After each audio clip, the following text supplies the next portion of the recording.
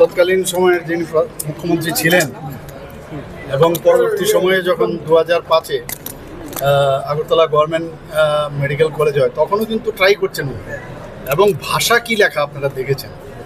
এখন ওনারা বলছেন ভেবে চিন্তে করে তারপর করা উচিত। আমি ওনাদেরকে বলবো আগে একবার ভালো করে বুঝে নিন কি হয়েছিল তৎকালীন সময়, আর সেটা নিপেনবাবুর সময় কিন্তু সেটা হয়েছিল।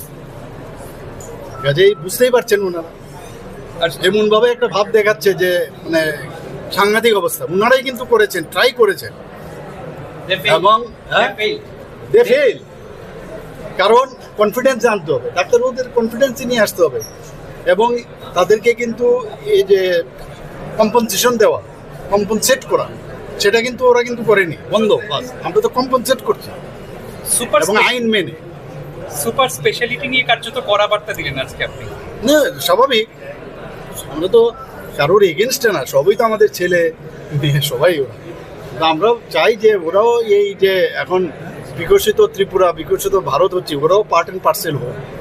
আর যেখানে আজকে দিনে আমরা যাকে স্মরণ করে আজকে এখানে একত্রিত হয়েছি, উনি কিভাবে কাজ করেছেন, কিছু একটা করুক, যে যে জায়গায় থাকুক কিছু একটা করুক, ওইগুলোই তো থাকবে। চিকিৎসকের দাবি দাওয়া নিয়ে কি পুনরায় আলোচনা কোনো রাস্তা? না, পুরো যা কথাবার্তা হয়েছে ওনাদের সাথে কথাও হয়েছে, সেক্রেটারি মহোদয় কথাও বলেছেন এবং they are very happy, they are please. Main হচ্ছে ওনাদের যে ওনারা যেটা বলেছেন সেটা হচ্ছে ওই যে 20% যেটা আমরা দেবো এনপিএ, সেটা যেন মানে বেসিকের সাথে যুক্ত হয়। তো আমরা তো বেসিকের সাথে আমরা যুক্ত করছি এটা, আর এখনো তো আমরা নোটিফিকেশনই দিইনি। নোটিফিকেশন দেওয়ার আগে ওরা নিজেরাই করেছে, ভালো হয়েছে, একটা অ্যাক্লিমেটাইজেশন হলো আগের থেকে। তারপরে তো এখানে কি কি হবে না হবে সেইভাবে আমরা যখন বলবো কোথায় কোন, আরও আমরা বসবো, বসে কাউকে আমরা মানে চাই না যে কারোর মুখে হাসি না থাকে।